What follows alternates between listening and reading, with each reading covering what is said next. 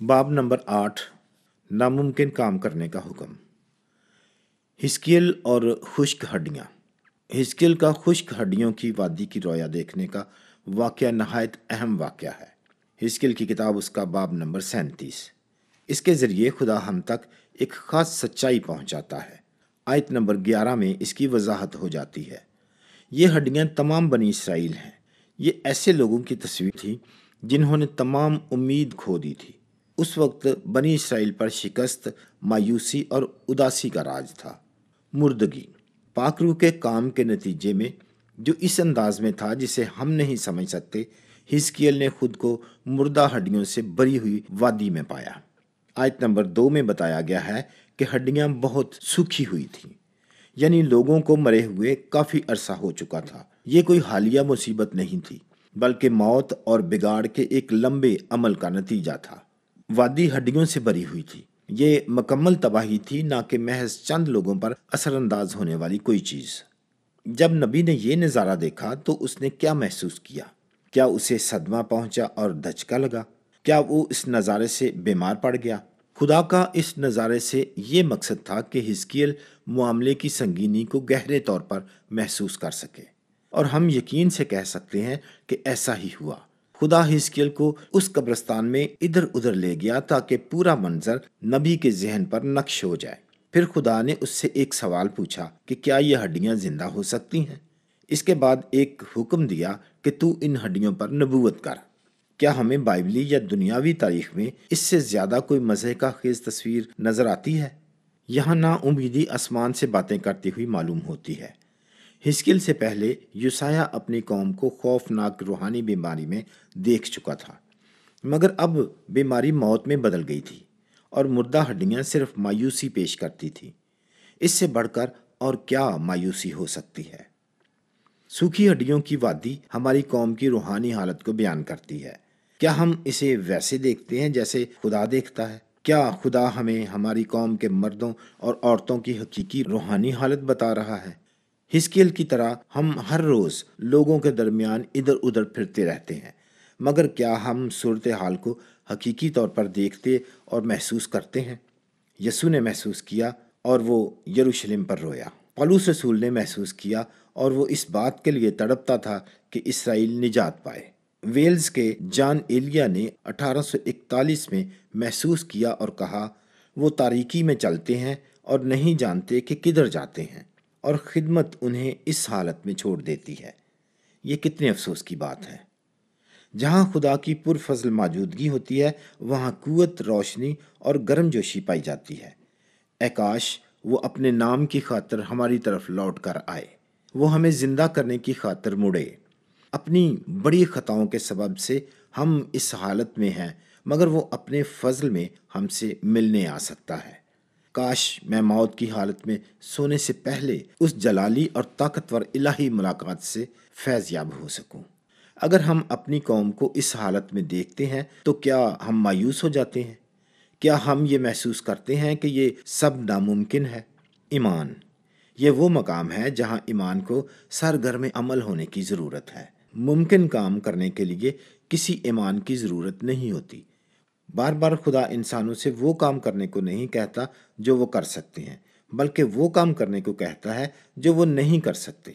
खुदा के हमारे साथ बर्ताव का मकसद ये नहीं होता कि वो हमें दिखाए कि हम कितने होशियार हैं, बल्कि मकसद ये दिखाना होता है कि ऐसी कई सूरत हाल आती हैं जिनमें हम लाख कोशिश करने के बावजूद बेबस होते हैं। ये दाऊद और जूलियत जैसी बात नहीं थी। ये लोग मुर्दा थे, फिर भी हिजकियल से कहा गया कि इन पर नबूवत कर। पाक रूह नबी को ये नज़ारा दिखाने के लिए ले गया, और वो मीलों फैली हुई सूखी हड्डियों को देखकर कांप उठा होगा। और लोग होते तो भाग जाते, मगर ये शख्स नहीं भागा। इसकी निगाहें खुदा पर थीं और उसके कान खुदा की आवाज़ के लिए खुले थे। वो कहता है, बस मैंने हुक्म के मुताबिक नबूवत की। आयत नंबर 7। हिजकियल ने मुर्दा हड्डियों के इस नज़ारे के सामने खड़े होकर कहा कि ऐ सूखी हड्डियों, खुदावंद का कलाम सुनो। क्या उसका ये अमल पागलपन था या ईमान? अगर दुनिया इस हैरान कुन मंजर को देखती तो वो उसे पागल करार देते हुए पागल खाने में डाल देती। अगर बहुत से मजहबी लोग ये नज़ारा देखते تو وہ حزقیل پر یہ الزام لگاتے کہ اس نے انجیل کو سنا اور کلیسیا کو رسوا کر دیا ہے۔ حزقیل مسیح کی خاطر بے وقوف معلوم ہونے کے لیے تیار تھا۔ اس نے ویسے کیا جیسے خدا نے اسے کرنے کو کہا۔ اس نے ہڈیوں سے جن کے کان نہیں تھے یہ کہا، خداوند کا کلام سنو۔ ہم کیا کرتے؟ اکثر ایسا ہوتا ہے کہ ہم اپنی عزت بچانے کی خاطر خدا کے حکموں میں ترمیم کرنے کا میلان رکھتے ہیں۔ مایوس کن صورتحال میں جب خدا صرف اور صرف فرمانبرداری کا تقاضا کر رہا ہوتا ہے تو ہم عقلی اور منطقی دلائل دیتے ہیں۔ ہم یہ رویہ اختیار کر کے ہمیشہ نقصان اٹھاتے ہیں، مگر حزقیل نے وہی کیا جو اسے کرنے کو کہا گیا تھا اور خدا نے ناممکن کام کیا۔ کیا یہ ہڈیاں زندہ ہو سکتی ہیں؟ اس سے پہلے کہ خدا یہ ناممکن کام کرتا، اس نے نبی سے ایک بہت اہم سوال کیا کہ کیا یہ ہڈیاں زندہ ہو سکتی ہیں؟ اس سوال کا مقصد یہ تھا کہ جو کچھ حزقیل کو دکھایا جا رہا تھا اسے دیکھ کر وہ خدا کو کس طرح کا جواب دیتا ہے۔ اگر کوئی اور یہ سوال پوچھتا تو اس کا فوری جواب یہ ہوتا کہ نہیں، ایسا ممکن نہیں ہے، مگر یہاں خدا ہے جو یہ سوال پوچھ رہا ہے، لہٰذا وہ اس کا جواب یوں دیتا ہے، اے خداوند خدا، تو ہی جانتا ہے۔ یہ جواب اس شخص کے متعلق کافی کچھ بتاتا ہے۔ وہ قادر مطلق خدا پر ایمان رکھتا تھا۔ وہ محض الہی مطلق الانانیت کا عقیدہ رکھنے والا نہیں تھا، بلکہ وہ اس عظیم صداقت کی حقیقت اور اس کے عملی ہونے پر ایمان رکھتا تھا۔ وہ اس قدرت والے خدا پر ایمان رکھتا تھا جو ناممکن کام کرنے کے قابل ہے۔ جب اس نے اس ہولناک وادی پر نگاہ کی تو اس نے یہ نہیں کہا کہ وہ روحوں کی ایک بڑی فصل کاٹنے والے ہیں۔ اس نے ایسی کوئی بات نہیں کی۔ بشارتی مہموں پر کئی مرتبہ اس طرح کے بے معنی اور بنا سوچے سمجھے جملے کہے جاتے ہیں۔ اس نے صرف اتنا کہا کہ اے خداوند خدا، تو ہی جانتا ہے۔ در حقیقت وہ یہ کہہ رہا تھا کہ اے خداوند، اگر ایسا ہو سکتا ہے تو یہ صرف تو ہی کر سکتا ہے۔ ہمارے خدا کے نزدیک سب کچھ ممکن ہے۔ غور کریں کہ خدا قادر مطلق اور علیم کل ہے۔ تو ہی جانتا ہے۔ خدا جانتا ہے کیونکہ وہ مقرر کرتا اور منصوبہ بندی کرتا ہے، اور بعض اوقات اپنے لوگوں کی حوصلہ افزائی کی خاطر وہ ان پر پہلے سے ظاہر کر دیتا ہے کہ وہ کیا کرنے کو ہے۔ اس نے اس نبی کے لیے ایسا ہی کیا۔ گزشتہ باب میں اس بات کی ایک پیاری تصویر کشی کی گئی ہے کہ خدا ان سوکھی ہڈیوں کے ساتھ کیا کرنے والا ہے۔ تب تم پر صاف پانی چھڑکوں گا اور تم پاک صاف ہوگے، اور میں تم کو تمہاری تمام گندگی سے اور تمہارے سب بتوں سے پاک کروں گا، اور میں تم کو نیا دل بخشوں گا اور نئی روح تمہارے باطن میں ڈالوں گا، اور تمہارے جسم میں سے سنگین دل کو نکال ڈالوں گا اور گوشتین دل تم کو عنایت کروں گا، اور میں اپنی روح تمہارے باطن میں ڈالوں گا اور تم سے اپنے آئین کی پیروی کراؤں گا، اور تم میرے احکام پر عمل کرو گے اور ان کو بجا لاؤ گے۔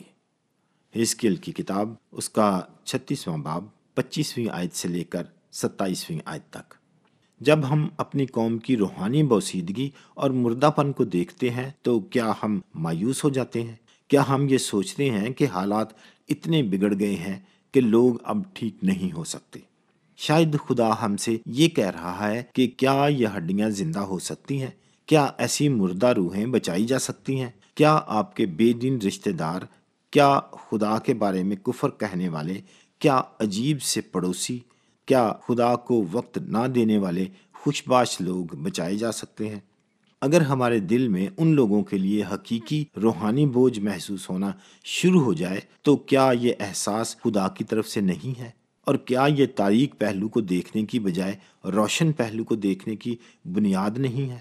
آپ پر یقین ہو سکتے ہیں کہ اگر خدا ہمیں ایسی چیزیں دکھا رہا ہے تو وہ ہم سے یہ بھی کہہ رہا ہے کہ ان ہڈیوں پر نبوت کرو، ان کے سامنے میری انجیل بیان کرو، اور اسے حزقیل کے اعتماد کے ساتھ بیان کرو جب وہ کہتا ہے، میں تمہارے اندر روح ڈالوں گا اور تم زندہ ہو جاؤ گی، اور تم پر نسیں پھیلاؤں گا اور گوشت چڑھاؤں گا، اور تم کو چمڑا پہناؤں گا اور تم میں دم پھونکوں گا اور تم زندہ ہوگی۔